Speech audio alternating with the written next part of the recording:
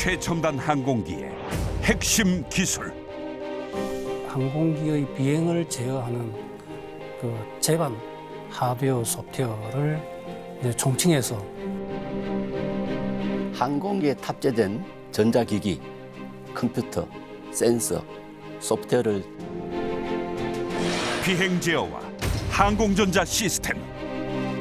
1993년도에 저희들이 그 두 가지의 그 프로젝트를 참여를 했습니다. 스페인에 가서 국방과학연구소와 업체에서 한 6명이 93년부터 한 1년 정도 가서 교육을 받은 걸로. 높은 장벽을 뛰어넘어 말은 이제 서비스를 제공하는 건데 실상은 이제 거기 가서 공짜로 일을 해주면서 기술을 배우는. 정식적인 어떤 뭐 클래스룸 기술 전수라 이런 그게 없습니다. 다만 그 사람들이 시켜서 또는 견눈질로 우리 고등훈련기를 완성하고 중요한 것부터 할 수 있는 것부터 하나씩 확보를 하자. 우리 기술을 확보한 이야기.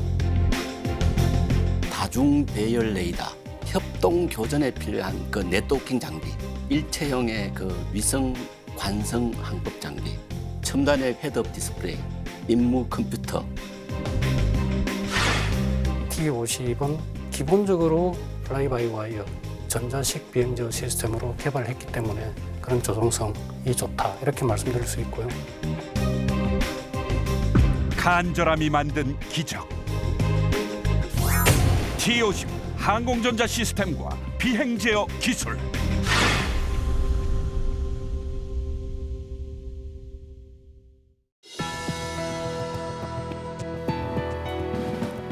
여러분 안녕하십니까? 첨단 국가의 초석 방위산업의 라미경입니다. 오늘은 지난 시간에 이어 T-50 고등훈련기의 항공전자와 비행제어 개발에 대해서 알아보겠습니다. 생생한 이야기 들려주실 T-50 개발 주역 두 분 모셨습니다. 먼저 T-50부터 KF-X까지 국산 공군 항공기의 항공전자 시스템 개발을 이끌어오신 송재일 전문위원 자리하셨습니다. 안녕하십니까, 송재일입니다. 역시 T-50의 비행 제어 시스템 개발을 시작으로 KF-X의 세부 개통과 비행 제어 개발에도 참여하신 황병문 전문위원 자리하셨습니다. 안녕하십니까, 황병문입니다. 송 의원님, T-50의 항공전자 시스템에 대한 자료를 좀 찾아봤더니요, 아주 기분 좋은 이 기록이 하나 보이던데요. 지난 2006년도 T-50의 이제 시험 비행을 실시한 결과 그 당시에 참여했던 이 베테랑 조종사 이 콜린스 피터 제임스가 이 T-50에 대한 평가를 다음과 같이 좀 내렸더라고요. 최첨단의 항공전자 기술이 구현된 진정한 차세대 훈련기다. 그러니까 T-50을 진정한 이 차세대 훈련기다라고 이제 칭찬을 아주 했는데요. 특히 이제 항공전자 기술에 대해서 높은 평가를 하고 있는데 제가 궁금한 것은 정말로 이 T-50의 이제 항공전자 시스템이 잘 장착이 되어 있는지 궁금합니다. 뭐 간단하게 말씀을 드려보도록 하겠습니다.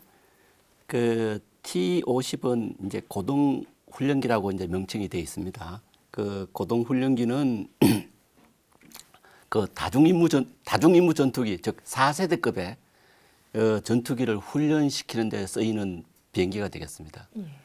그래서 거기에는 이름은 훈련기지만은 실제 기총 또는 이제 공대지 미사일, 공대지 무유도 폭탄, 그다음에 단거리 미사일 이런 것들을 운용할 수가 있게 설계되어 있습니다. 따라서 이제 조종사는 그런 그 전투 능력을 T-50을 가지고 이제 향상시킬 수 있게 그렇게 설계된 비행기인데요. 거기에 탑재된 이제 항공전자 시스템을 잠깐 이제 몇 가지 말씀을 드리면은 그 다중 배열 레이더, 그다음에 그 협동 교전에 필요한 그 네트워킹 장비, 그다음에 그 일체형의 그 위성 관성 항법 장비, 그다음에 그 첨단의 그 헤드업 디스플레이, 그다음에 임무 컴퓨터, 이제 이런 것들이 장착이 돼서 조종 4세대 조종 항공기의 훈련을 지원할 수 있는 그런 항공기로 만들어졌고요. 그 이후에 이제 그 T-50과 이제 동일한 기체는 동일합니다. 기체는 동일한데 이제 몇 가지 항공전자 장비를 더 추가해서 FA-50이라고 경공격기를 만들었습니다. 여기서 보통 FA-50 그럼 F는 이제 파이터 전투기를 이야기하고요. A는 어태커 이래가지고 공격기입니다. 그러니까 공대공 능력과 공대지 능력이 다 구비된 그런 이제 전투기였는데 이름을 이제 경자를 붙인 이유가 있습니다. 이제 그 기체가 이제 그 전혀 T-50하고 바뀐 게 없기 때문에 그 연료 탑자량이 적고 그래서 항속 거리상에 조금 문제가 있습니다. 전투 행동 반경 이렇게 좀 문제가 있고 그 다음에 이제 무장 그 장착량 자체도 기체가 좀 차가 좀 작은 차는 좀 짐을 많이 못 실지 않습니까? 예. 뭐 그런 거 유사하게 되겠습니다. 폭탄 이게 무장을 좀 장착하는 양이 작아서 이제 경자가 들어간 거고 그 다음에 이제 그 중장거리 미사일을 운용하기 위해서는 그 적기가 실제적으로 저게 적인지 우리 편인지 식별할 수 있는 그 능력이 필요합니다. 이제 그런 부분들이 장치가 안 돼가지고 경전투기라고 이름을 붙였지만은 그 급은 현재 보시는 F-16급하고 동일합니다. 그래서 거기서 이제 더 추가된 거는 뭐냐면은 T-50에서 이제 더 추가된 거는 그 생존성을 높이기 위해서 그 전파 교란 책 이런 것들이 장착이 돼 있고요. 그다음에 그 폭탄도 이제 그 무유도가 아니고 유도의 그 스마트 폭탄 요것들을 장착해서 이제 그 현재 FA-50이라는 이름으로 이제 운용되게 되어 있습니다. 그런 관점에서 본다면은 T-50이 설계 자체부터 사실은 그다 염두에 그렇게 만들어진 거고요. 그렇기 때문에 그 시험 비행 조종사가 격찬한 것도 뭐 그렇게 과언은 아닌 걸로 저희들은 보고 있습니다. 예. 어쨌든 이제 그 베테랑 조종사가 얘기했던 그 평가 정말 진정한 차세대 훈련기다라는 말씀으로 이제 여러 가지를 좀 설명을 해주셨는데요. 근데 위원님 제가 이제 듣다 보니까 T-50은 뭐 4세대 항공기다, 뭐 전투기로 얘기할 수 있다. 물론 거기 이제 경 전투기다라고 하는 거에 대한 별도의 설명을 좀 주시기도 했는데요. 이게 숫자 4가 갖고 있는 의미가 좀 있을 것 같은데요. 그러면 1세대부터 시작해서 뭐 이제 뭐 5세대 이렇게 쭉 얘기를 하는데 각각의 특징을 조금 간단하게 좀 설명을 좀 주시죠. 예, 1세대는 뭐 1차 대전, 일대 사용의 비행기로서 거의 이제 그 기계식 비행기입니다. 예. 어떤 항공전자의 개념이 없는 상태가 됐죠. 2세대부터는 이제 그 기총이라든가 기본적인 폭탄, 요것을 장착하는 게 이제 그 2세대가 되겠습니다. 그렇지만 그거 다 투하는 조종사의 순전히 조종사의 오감에 좌우되는 그걸로 따라서 이제 명중률이 향상되고 되기도 하고 뭐 떨어지기도 하고 하는 그런 그 급의 전투기가 되겠고요. 3세대부터 이제 그 단거리 미사일, 중거리 미사일 이런 것들이 장착되고 레이더도 현재의 레이더가 아닙니다. 아주 초기의 레이더가 이제 장착되는 걸 3세대라 부릅니다. 4세대에서는 이제 그 아까 보니 이제 물티롤 다중 임무를 하는 항공기라고 말씀을 드렸습니다. 3세대까지는 그 주어진 임무, 공대공이면 공대공, 공대지면 공대지, 그 하나만 하게 돼 있었습니다. 근데 4세대부터는 공대공, 공대지, 그다음에 정찰, 그다음에 전자전 이런 업무를 이제 한 항공기가 다 동시에 하게 돼 있었습니다. 그건 이제 4세대로 부르고, 그럼 이제 5세대는 뭐냐? 5세대는 이제 그 레이더 중에 최근에 이제 그 뭐 저희들보다 일반인들이 더 관심이 많은 A사 레이더. 그 4세대까지 레이더는 레이더 자체 앞에 커다란 안테나가 붙어 있었습니다. 그게 뭐 예를 들어서 뭐 40-50km짜리 안테나가 붙어 있으니까 이제 레이더는 이제 원하는 방향으로 이제 전파를 쏴가지고 그래서 되도록는 이제 파형을 분석해서 적기가 어디 있고 속도가 어디고 이제 이런 걸 이제 그 감지하는 장비인데 이 안테나를 이렇게 기계식으로 방향을 바꿔야 됩니다. 원하는 방향을 보기 위해서는. 그러다 보니까 이제 항공기도 기동을 하게 되고 안테나 자체도 무게가 있고 이러다 보니까 이게 이제 빨리빨리 조향을 못 합니다. 그래서 이제 더 이제 차세대로 이제 발전된 게 위상 배열 레이더라고 해서 이제 안테나는 물리적으로 가만히 있습니다. 그런데 이제 안테나에서 방사되는 전파에 그 위상을 조절해서 위상 배열이란 말이 이제 안테나 앞에는 여러 개 조그만한 작은 안테나가 다시 다 붙어 있습니다. 근데 각 작은 안테나마다 방사되는 전파의 위상을 바꿔줌으로 해서 이게 얘는 가만히 있더라도 실질적으로 이제 벡터 썸의 원리에 의해서 특정 방향으로 이렇게 나가게 되겠습니다. 그래서 어떤 물리적인 힘을 가하지 않고도 전자적으로 이 방향을 마음대로 조정할 수 있는데 그 특징이 뭐냐면 굉장히 빠릅니다. 기계식보다 항공기의 어떤 기동에 영향을 받지도 않고 그다음에 그 위상 배열을 전자식으로 제어하기 때문에 약 한 10,000배 정도의 빠르게 이게 탐색을 할 수 있습니다. 그래서 이제 뭐 그게 그 레이더를 장착한 것을 이제 5세대라고 부르는 거고요. 그게 이제 최근에 개발된 레이더가 되겠습니다. 근데 좀 뭐 요즘은 또 그 4.5세대하고 이제 항공기가 또 저희들도 부르고 있습니다. 근데 4.5세대는 뭐냐면은 그 이미 4세대 또는 4세대 항공기 개발된 항공기에 레이더만 개조를 해서 A사 레이더를 장착해서 4.5세대라고 이렇게 부르고 있습니다. 그래서 5세대하고 뭐 4세대 차이는 그냥 다중의무고 레이더만 다르다고 보시면 되겠습니다. A사냐 아니면 기계식 레이더냐.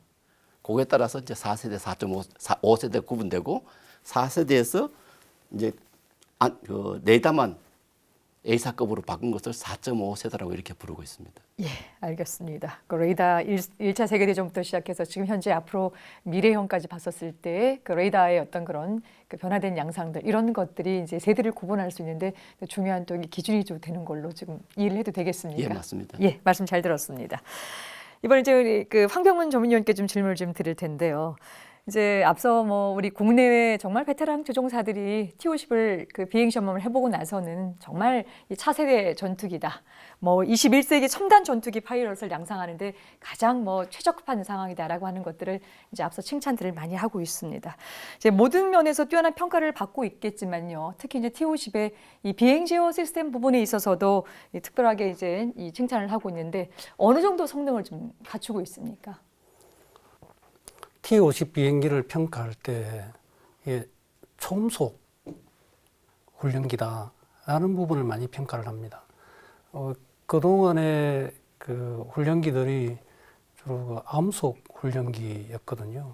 거기에 비해서 이제 초음속이라는 거에 많이 관심들이 집중되고 있는데 비행 제어 입장에서는 이게 암속이냐 초음속이냐라고 하는 게 큰 영향은 없습니다.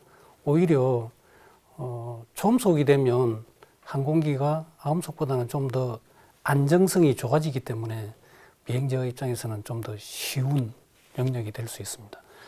그런데 앞 시간에 제가 몇 가지를 말씀드린 게 있었는데 기동성, 안전성, 그리고 조종성 뭐 이렇게 말씀드린 적이 있었습니다. 기동성, 전투기 수준의 기동성. 그러면 이제 전투 기동을 전투 조종사가 전투기 훈련을 할 수 있을 정도의 그 기동성을 갖췄다라는 거죠. 그 다음에 이제 앞서도 말씀드린 것처럼 이게 전자식, 그러니까 영어로 저희는 fly by wire라고 하는데요. 옛날에 기계식이 기구 장치로 연결돼서 기동을 하게 만드는 거에 반해 컴퓨터하고 그다음에 전기 신호선 이런 걸로 돼 있어서 이걸 fly by wire라고 부르는데 그걸로 인해서 조종사들이 조종하기가 훨씬 쉬워진 거거든요. 전투 임무에 집중할 수 있고요. 그다음에 이제 이게 전자식, 디지털이다 보니 뭐 앞 시간에도 제가 잠시 말씀드린 것처럼 소프트웨어를 내장할 수 있지 않습니까? 그래서 사실 이게 아날로그하고 디지털에서 오는 큰 변화가 뭐냐면 그 소프트웨어를 내장할 수 있는 거고 소프트웨어로는 어떤 기능이든 다양한 기능을 구현할 수가 있는 거죠. 하드웨어에 비해서. 그래서 그걸로 인해서 T50의 여러 가지 기능, 자동 비행, 자동 조종에 대한 기능들이 많이 들어갔습니다. 적어도 F-16에 들어있는 뭐 기동 그 자동 비행 조종 같은 것도 들어가 있었고요. 그리고 그 안전 측면, 우리가 흔히 얘기할 때 지금 우리가 이제 항공전자하고 비행저 두 분야를 가지고 얘기를 하니 언니들 항공전자는 그 임무 크리티컬하다고 얘기하고요. 비행제어는 그 비행 플라이트 크리티컬하다고 얘기를 합니다. 이게 무슨 얘기냐면 비행제어는 항공전자는 그 임무를 달성할 수 있냐 없냐가 항공전자에 많이 좌우되는 거고 비행제어는 그 항공기가 임무를 위한 비행을 할 수 있냐 없냐가 바로 비행제어에서 결정이 된다. 그런 뜻으로 이제 그렇게 표현을 하는데 일례로 그 안전성이 어느 정도가 요구되냐 하면 대부분의 그 항공기에 장착되어 있는 장치들을 조종사가 뭐 컴퓨터 잘 안 되면 첫 번째 하는 게 파워 껐다가 다시 켜는 거지 않습니까?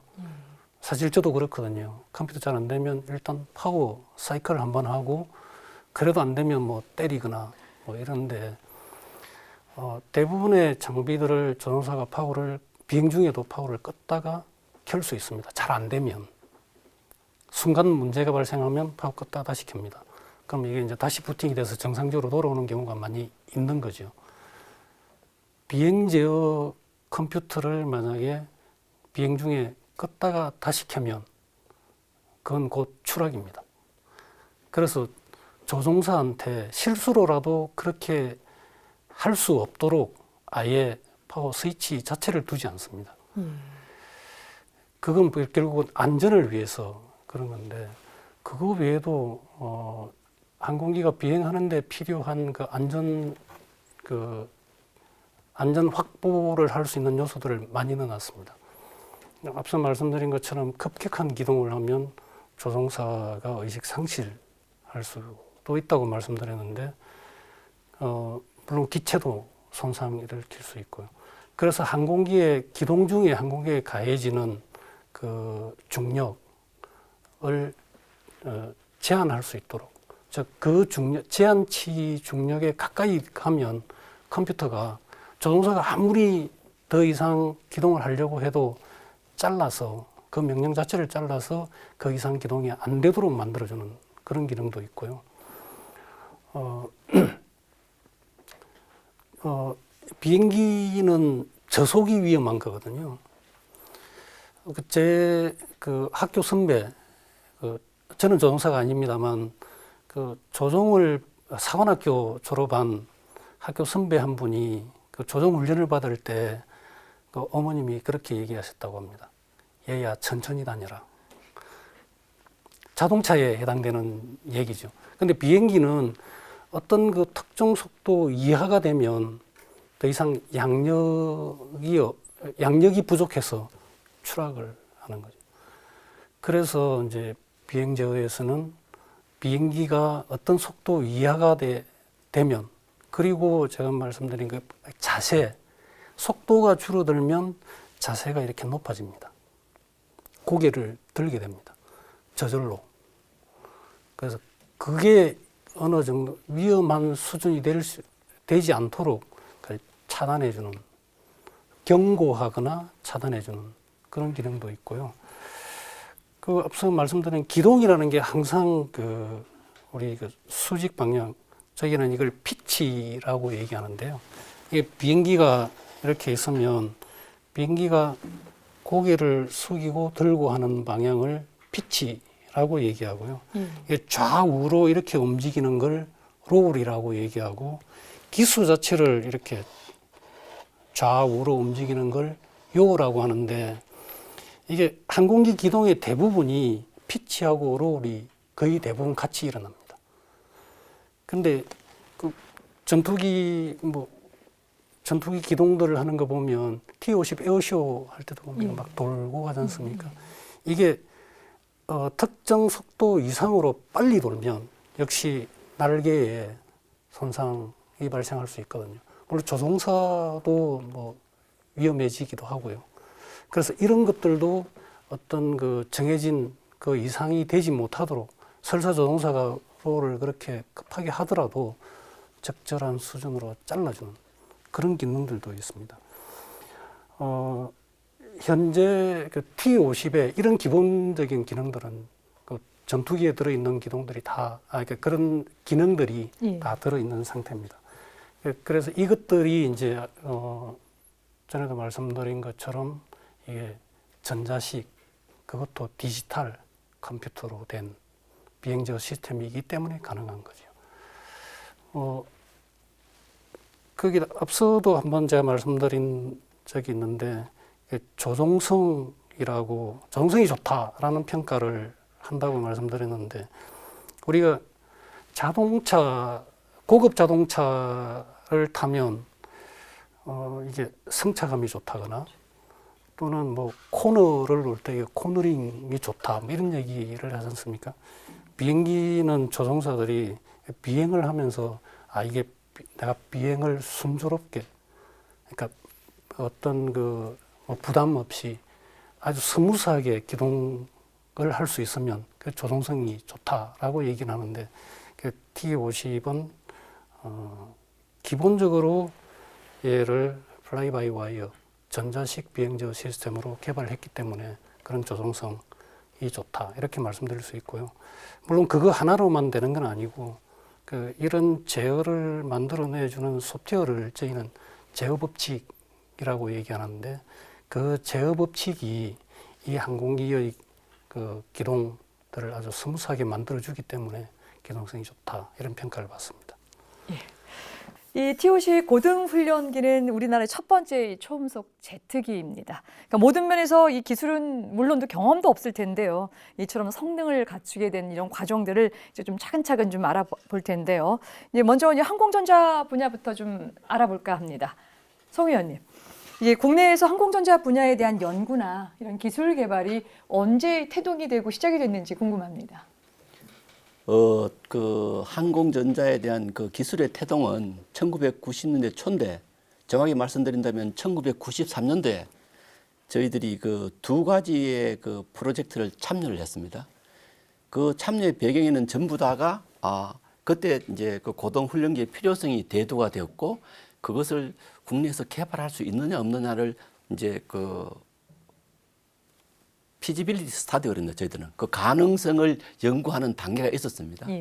그 단계의 일환으로서 이제 두 가지 사업을 했다고 말씀을 드렸는데 하나가 뭐냐면은 그 고등훈련기의 요소 기술 개발이라고 그것이 이제 1993년부터 한 27개월간 영국의 GEC 말코니라는 사에 그 엔진을 파견해서 기술 연수를 받은 적이 있습니다. 그게 이제 하나고요.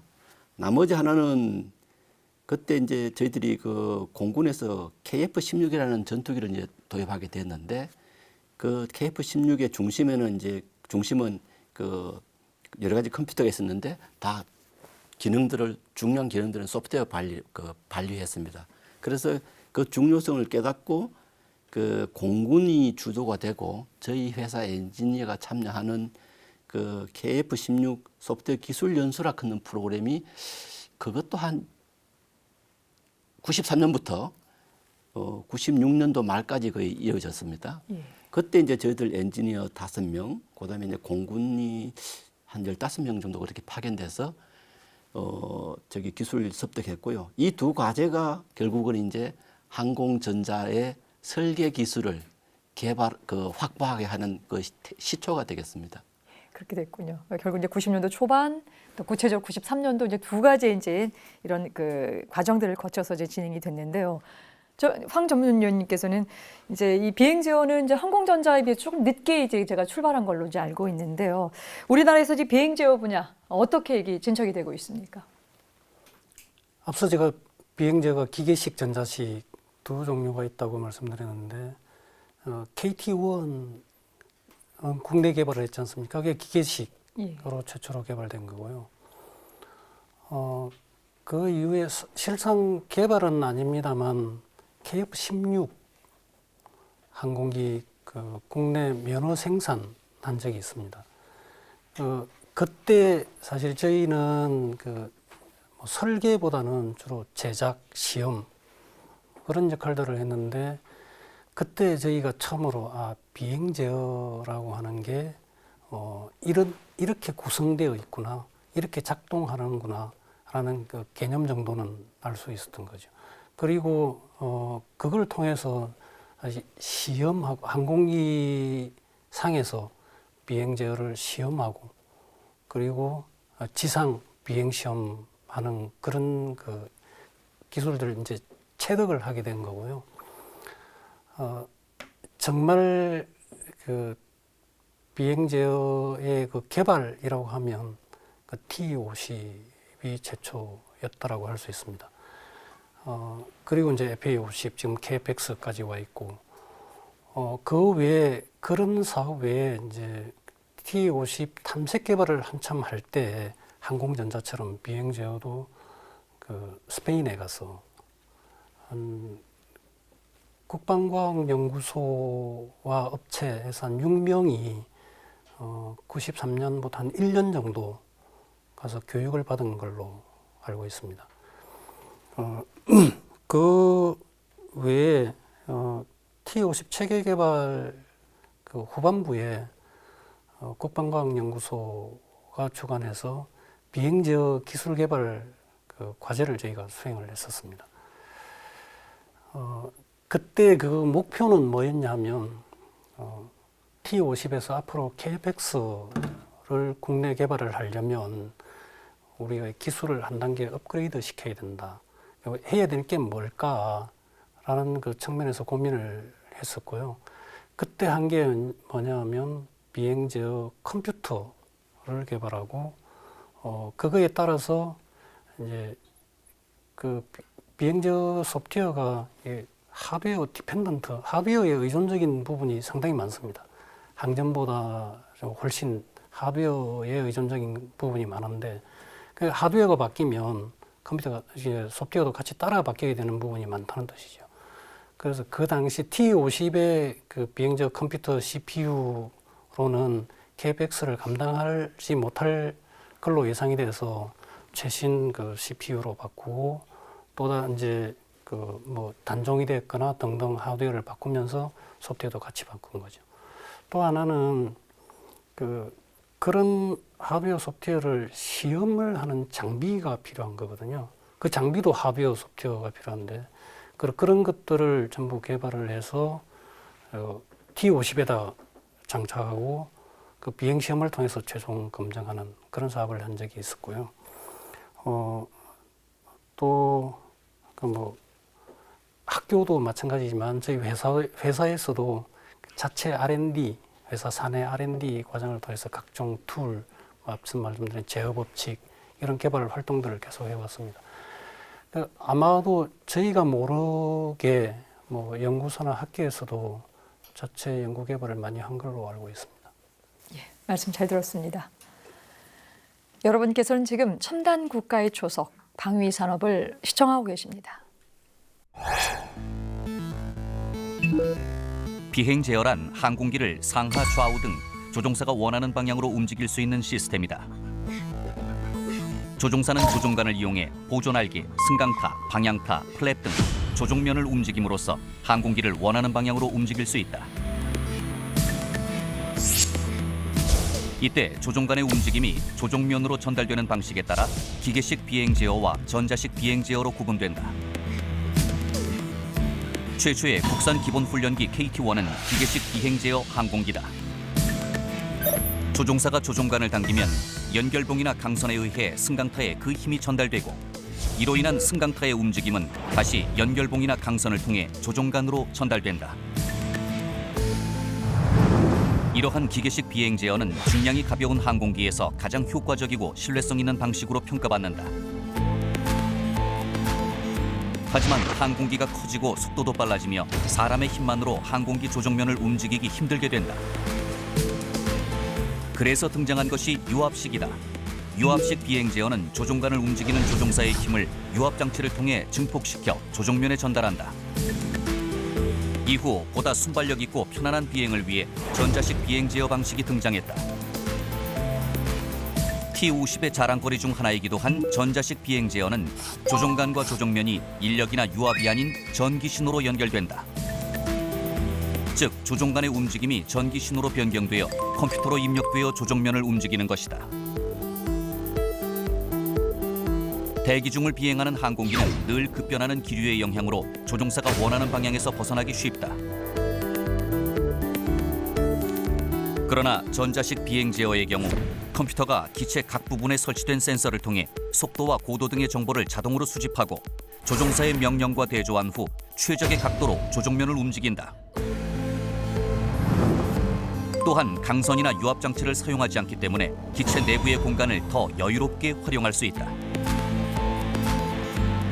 이러한 이유로 1958년 캐나다가 CF-105 에로우에 최초로 디지털 비행 제어 시스템을 채택한 이래 콩코드 여객기, F-16 파이팅 펠콘 전투기 등 많은 후속 기종들이 전자식 비행 제어 시스템을 장착해왔다. 한국 최초의 고등훈련기인 T-50 또한 전자식 비행 제어 방식을 채택해 최첨단 차세대 전투기 훈련의 최적의 기종으로 평가받고 있다. 첨단 국가의 조석 방위 산업. 오늘은 T-50 고등훈련기의 항공전자와 비행제어 시스템에 대해서 알아보고 있습니다. 송현께 질문 좀 드리겠는데요. 영국에서 항공전자 기술을 전수받으러 연수한 걸로 알고 있습니다. 당시 이제 영국에 대해 가서 기술 전수를 받게 된 배경을 좀 소개해 주시고요. 현지에서는 어떤 식으로 이 항공전자 기술을 좀 전수받으셨습니까?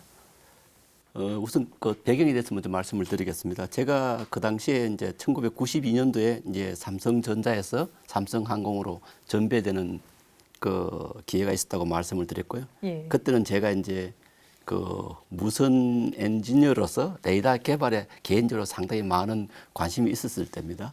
그때 마침 이제 항공에서 근무하는 제 동료, 곧 대학교 동기가 되겠습니다. 그 항공에서 항공기를 개발하는데 한번 같이 개발 한번 해보지 않을래라는 제의가 있었던 차에 그 항공 쪽에서도 이제 그 관계사 전배 요청이 있었습니다. 그래서 이제 그 항공을 오게 된 거고요. 오자마자 이제 그때는 이제 국내에서 T-50 고등훈련기를 국내에서 개발할 수 있을까 이런 이제 가능성을 계속 이제 검토하고 있었던 그런 시기였습니다. 이제 그때 이제 그 국방과학연구소에서 이제 이제 그런 가능성 국방과학연구소가 주관을 하고 있었습니다. 이제 그때 그 국방과학연구소에서 항공전자에 대해서 기술을 연수를 받아야 되겠다 해서 이제 그 영국의 GC 마르콘이라는 회사가 있었습니다. 지금은 BAE 시스템이죠. 영국 최대 그 방산업체가 되겠습니다. 예. 이제 그쪽에 이제 그 사업화를 시켜가지고 그 1993년도 10월경입니다. 10월부터 시작해서 95년도 12월까지인가 그 국방과학연구소 요원 4명하고 저희들 그때 삼성항공이죠. 저희들 엔지니어 4명이 이제 가서 기술 전수를 받게 됐었습니다. 그 시스템 설계, 소프트웨어 설계, 그다음에 그 개발된 시스템과 소프트웨어를 검증할 수 있는 시험 장비 이 부분에 대해 설계에 대해서 이제 각각 업무가 분담이 돼 가지고 그 개발하면서 별도로 뭐 어떤 그 기술 전수로 해서 어떤 뭐 클래스룸을 만들어서 강의를 한다든가 실습을 시키지 않고 최종 목표를 만드는 그 과정을 통해서 저희들은 그걸 온더잡 트레이닝 그럽니다.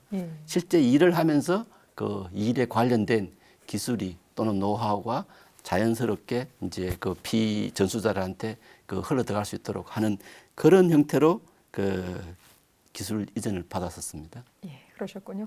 93년도 10월부터 95년 12월까지 꼭 2년이 조금 못 미치는 기간 동안 이제 OJT 형식으로 해가지고 예, 예. 이제 이 기술 전수를 받으셨는데요.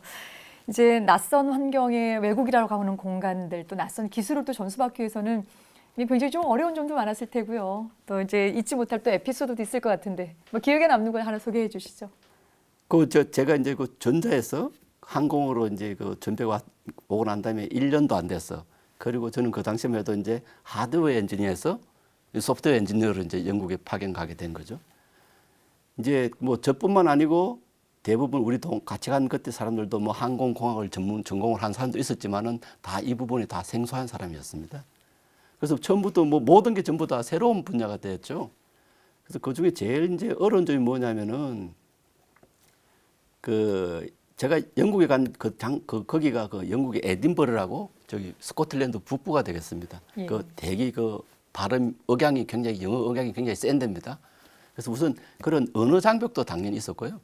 그다음에 저희들이 개발하는 대상이 이제 적용되는 대상이 뭐냐면 항공기니까 항공공학이라든가 이런 기반 지식이 좀 부족했습니다. 게다가 또 이제 제가 맡은 거는 이제 소프트웨어 엔지니어니까 공학이니까 소프트웨어를 이제 같이 개발하면서 제가 맡은 부분에 프로그램을 설계도 하고 프로그래밍도 하고 같이 서로 설계 검토도 하면서 이제 기술이 이제 이전되는 과정을 거치는데 나의 그 카운터파트인 또는 나의 그 리더들은 다 이제 그 영국 엔지니어입니다.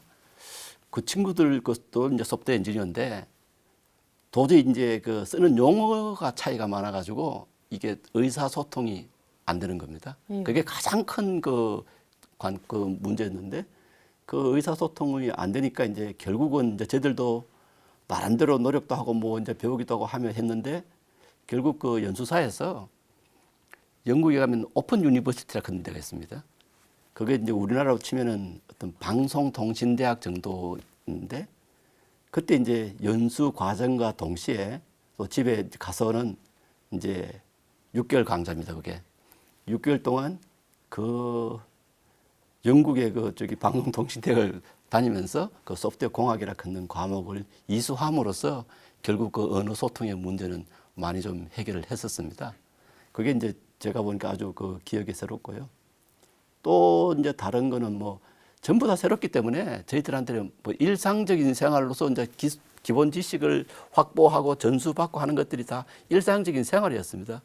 예를 들면은 이제 제가 이제 전자에서 왔기 때문에 항공을 전혀 몰랐습니다. 그래서 이제 그걸 극복하기 위해서 뭘 했냐면은 그 당시에는 그 비디오 가게 영화가 이렇게 잘 영국에서 그게 잘 준비가 돼 있었습니다. 비디오 가게가 있어가지고 가서 그 뭐 주말이고 이러면은 비행기가 나오는 영화는 모조리 빌려가지고 계속적으로 보고 그 안에서 이제 조그만 내하고 관련된 부분, 항공기 안에 계기가 보인다든가 조종사가 공중전을 할 때 어떻게 한다든가 이런 것들 장면 하나하나를 반복해서 보기도 했고요. 그 계기에 어떤 정보들이 시연되는 건지 그런 것들을 통해서 영화를 통해서 많이 배웠고요. 또는 이제 그 영국 그 조종사 매뉴얼이 있습니다. 거기는 꼭 이제 전투기뿐만 아니라 일반 그 비행기를 조종할 수 있는 자격을 이제 시험치기도 하고 하는 그 학교도 있고요. 근데 학교까지 못 갔지만은 거기서 배우는 그 조종사 매뉴얼. 그게 뭐 한 6권 제법 두껍게도 굉장히 됩니다. 그거를 반복적으로 보고 그래서 뭐 그때는 어떻게 하면은 새로운 것을 지식을 이제 흡수하려고 막 블랙홀 청소기 같이 확 빨아들일 뭐 그런 때였고요. 그런 것들이 아주 지금 생각하면 아주 기억에 새롭습니다. 예. 하루하루가 낯선 환경에서 새롭게 진행이 됐었었고 우리나라 방송통신대학에 6개월간 다시 그것을 또 연수를 받고 또 뭐 매뉴얼 직제를 습득을 하고 이런 과정적인 부분들 다 거쳐서 결국 이제 영국 그 BAE 시스템사에서 받은 기술 전수 이제 그것이 지금 현재 우리 그 대한민국의 항공전자의 어떤 발전적인 측면에 어떤 영향을 미쳤다고 보십니까? 결국은 이제 그때 말씀드린 대로 ADD 4명 저희들 이제 4명 갔는데 결국 그때 이제 갔던 사람들의 공통된 컨센서스입니다. 뭘 배웠냐면 저희들이 이제 가서 세부적으로 항공전자 소프트웨어 하드웨어 뭐 이런 걸 많이 배우고 그건 맞습니다. 근데 제가 가장 중요한 걸로 꼽고 싶은 거는 그 연수하는 과정에서 이제 느낀 점인데요. 그 항공전자 끊는 것들이 굉장히 그 거대한 하나의 산업이다. 그리고 그게 이제 그 아주 종합적인 그 다양한 학문이 필요한 그 집합체다. 그 다음에 그것들은 그 당시 어떤 그 한 국가의 모든 그 공학 기술의 최신 공학 기술의 집합체입니다. 그렇기 때문에 그런 것들을 아무에게나 그냥 이전해 줄 수가 없을 거로 보였습니다. 뭐 그런 것들로 해서 항공전자가 뭐다 하는 큰 그 밑바탕 그림을 보게 되었고요. 그 이후에 이제 연수를 갔다 와서 이제 물론 이제 저희들이 이제 그 T50이라든가 이런 걸 개발하면서 그 적용한 게 그런 것들은 이 하루아침에 한꺼번에 이루어질 수가 없다. 워낙 거대하고 기술 집합체고 다양한 분야에 모였으니까. 그래서 이제 저희들이 그때 파견된 사람들의 공통된 뜻이 이것을 한꺼번에 하려고 욕심낼 것이 아니라 하나씩 할 수 있는 중요한 것부터 할 수 있는 것부터 하나씩 확보를 하자는 그런 이제 공통된 그 인식을 갖고 그것들이 오늘날까지 이루어져서 결국은 T50, FA50 또 현재 그 KFX의 그 항공전자 발전에 그게 이제 그 기여를 했다고 저희들은 보고 있습니다. 결국은 제대로 된 발전 방향을 좀 잘 잡은 것도 하나의 큰 그 기여가 아닌가 그런 생각을 갖고 있습니다. 예, 말씀 잘 들었습니다. 여러분께서는 지금 첨단 국가의 초석 방위 산업을 시청하고 계십니다.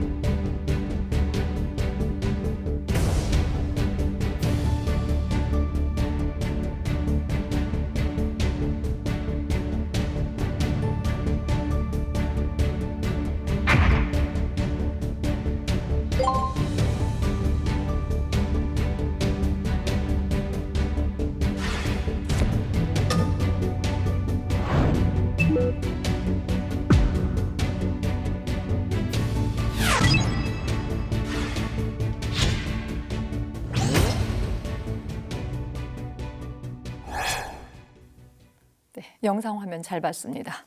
황 의원님, 이제 당시 삼성항공, 이제 한국항공이 이제 T50 체계 개발을 위해서 이제 로키드 마틴사하고 계약을 체결할 때도요. 이 비행 제어 분야는 아주 중요한 분야로 다뤄진 것으로 보입니다. 이제 체계 개발 계약상에 있어서 이 비행 제어 분야 개발은 어떻게 진행하는 걸로 정리가 됐습니까? 앞서 말씀드린 것처럼 국내 기술의 그 수준이 결정적으로 작용하게 되었다고 판단하는데요.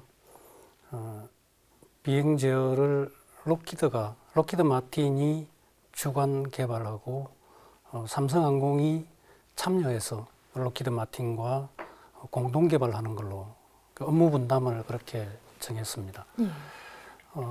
실제 업무 각자가 수행한 업무를 보면 로키드 마틴이 요구도 분석부터 그 요구도 분석이라고 하는 게 이제 사용자가 이런 성능, 이런 기능을 만들어 주세요라고 하면 그걸 항공기상에서 또는 비행 제어에서는 이걸 어떻게 구현할 건가라는 건데요. 거기서부터 비행 제어의 시스템 설계, 소프트웨어, 제어 법칙, 하드웨어 또는 나중에 그걸 이제 그 하드웨어 소프트웨어를 각각 시험할 수 있는 시험 장비, 그 실제의 시험 등등을 이제 로키드가 주관하고 그리고 비행 제어 그 하드웨어 중에서 제일 그 중요한 역할을 하는 비행 제어 컴퓨터도 로키드가 개발하는 걸로 했습니다. 그렇게 해서 통합 시험까지가 끝나면 하드웨어와 소프트웨어의 통합 시험까지 끝나고 나면 그 다음 단계가 이제 항공기에서 지상 시험하고 비행 시험하는 건데 그때는 록히드가 사천에 엔지니어를 파견해서 당시에 그 삼성항공하고 같이 공동 수행하는 걸로 계약을 했죠. 반면에 이제 삼성항공은 그 말씀드린 그 비행적 컴퓨터를 제외한 그 하드웨어를 개발하고 그리고 그 하드웨어들을 항공기에 장착 설계, 그다음에 지상 시험, 비행 시험을 공동 수행하는 거. 그리고 이제 여기서 중요한 하나가 뭐냐면 그 삼성항공의 엔지니어를 록히드에 파견을 시켜서 록히드의 일을 수행하면서 기술을 전수받는 그런 형태로 진행을 했습니다. 말씀 잘 들었습니다. 송 의원님 마찬가지로 이제 항공전자 분야에서는 이제 어떤 내용으로 계약이 체결됐습니까? 저희들도 그 공동 개발의 형식을 취해서 개발했습니다. 예를 들어서 이제 시스템 설계 부분은 저희들이 뭐 굳이 수치를 표현한다면 한 20%가 맡았고, 그다음에 소프트웨어는 정확하게 이제 반반씩 50%를 저희들이 하게 했습니다. 나머지 50%는 이제 록히드가 했고요. 그다음에 하드웨어는 저희들이 한 40%, 록히드가 한 60% 이렇게 해서 그 업무 분장상으로서는 록히드가 더 주도권을 갖고, 특히 시스템 설계가 이제 모든 그 권한을 설계의 결정 권한을 갖고 있기 때문에 예. 시스템 설계가 상당히 중요한 부분인데, 록히드가 대부분의 시스템 설계를 록히드가 했기 때문에 공동 개발을 했지만은 중요한 부분은 록히드가 했다. 이렇게 이제 그 말씀을 드릴 수 있습니다. 근데 그 당시에 이제 저희들도 이제 아까 전에 말씀을 드린 대로 영국에서도 연수받았고, 그 KF-16 소프트웨어 기술 이전을 통해서 기술 이전도 많이 받았다고 이제 저렇게 저희들은 엔지니어들은 그렇게 자부를 갖고 있었습니다. 그런데 이제 계약은 사실은 이제 저희들 기대와는 좀 달리 됐죠. 그래서 뭐 아무래도 그때는 저희들이 이제 되게 젊었고 혈기왕성하고 이제 투지 의지만 굉장히 강한 그런 엔지니어로서 그렇게 하면 안 되고 우리 부분을 더 많이 늘려야 된다라고 이제 그 당시 저희들이 이제 선배님한테 상사님들한테 이제 그런 결정한 상사님한테 그렇게 말씀을 드리고 이제 했었죠. 그런데 지금 이제 거의 한 20년 다 돼가지고 와서 보니까 그때 그 선배님들의 결정이 좀 현명한 부분이 있구나 하고 이제 수긍을 많이 하고 있습니다. 네, 그러셨군요. 황 의원님 이제 이 체계 개발 초기에 우리나라의 기술진들이 이제 미국에 가서 이제 연수를 받아서 기술 이전을 좀 받은 걸로 알고 있는데요. 미국 현지에서 기술 전수 어떻게 받았습니까? 체계 개발이 97년 그 10월부터 시작했거든요. 98년 6월경에 5명이 파견 갔고요. 이후 중간에 1명, 마지막으로 간 게 이제 98년 4월, 그때 저도 이제 같이 갔었는데 3명이 갔습니다. 그 분야별로 나누어서 간 거죠. 그리고 이제 복귀도 분야별로 나누어서 왔는데 마지막으로 온 사람이 초도 비행 바로 전해 2001년 11월 말에 왔습니다. 그 중간에 그 과정에서는 각 분야별로 시스템 설계, 뭐 제어 법칙, 하드웨어, 뭐 시험 등등 분야로 나누어서 록히드 엔지니어하고 같이 일을 하게 된 거죠. 우리가 그걸 이제 계약적으로는 그 바이어 퍼니시드 서비스라고 해서 구매자인 삼성항공이 서비스를 제공하는 거예요. 그럼 말은 이제 서비스를 제공하는 건데 실상은 이제 거기 가서 공짜로 일을 해주면서 기술을 배우는 겁니다. 그 록히드 엔지니어들하고 일하면서 배우는 거는 사실 별로 그러니까 기술적인 부분 외에는 별 어려움이 없었습니다. 그런데 이제 수준 차이가 좀 많이 나기 때문에 많이 물어봐야 되는 거고요. 그리고 앞서 제가 말씀드린 것처럼 우리는 그 잘 정립되어 있는 프로세스나 뭐 경험, 자료 이런 것들이 없지 않습니까? 그래서 그런 것들을 확보하려고 뭐 시도하고 협의하고 이런 과정들이 좀 지난했습니다. 또 한편으로는 이 사람들이 거기 가 있다 보니까 사천에 사람이 부족한 거예요.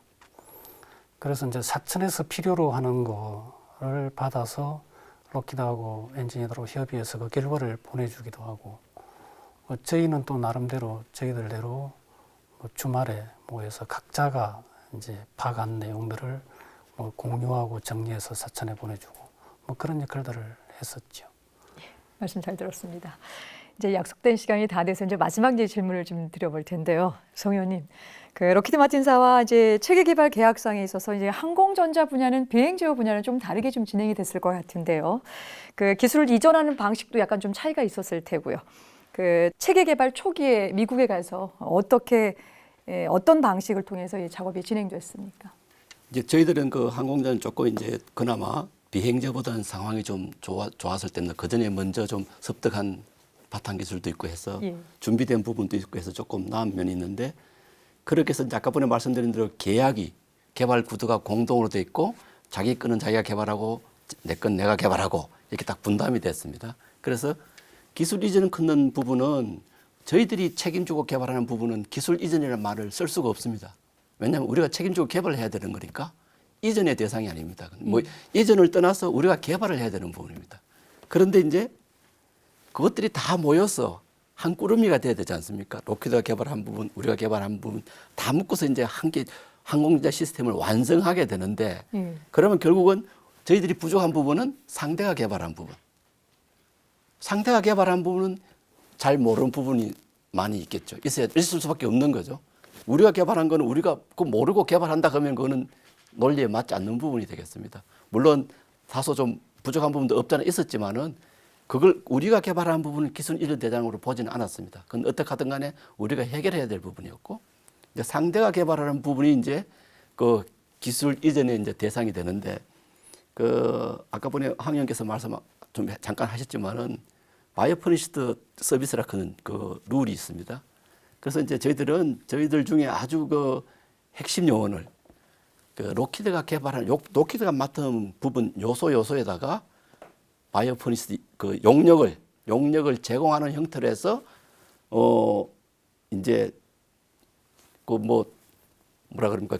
정식적인 어떤 뭐 클래스룸 기술 전수라 이런 그게 없습니다. 다만 그 사람들이 시켜서 또는 이제 저희들이 이제 견눈질로 묻기도 하고 이렇게 해서 결국은 그쪽 하는 그 부분들을 사실은 다 저희들도 이전을 받은 게 되겠습니다. 그래서 그 과정이 굉장히 힘든 부분이 맞습니다. 그러셨군요. 정식 과정을 통해서 배운 것도 아니고 어깨 넘어서 또 잦은 질문을 통해서 배웠다는 맞습니다. 그런 또 노고들이 있었습니다만은 또 그런 과정에 또 얻은 것들이 또 지금의 오늘날에 이를 수 있는 기본적인 어떤 토대를 좀 마련하지 않을까 이런 생각을 했습니다. 오늘 두 분 말씀 고맙습니다. 감사합니다. 첨단 국가의 초석 방위산업. 오늘은 TOC 고등훈련기의 항공전자와 비행제어 성능에 대해서 알아봤습니다. 다음 시간에는 록히드사와 진행한 기술 전수와 체계 개발 과정에 대해서 좀 더 자세히 알아보겠습니다. 끝까지 함께해 주신 여러분 고맙습니다.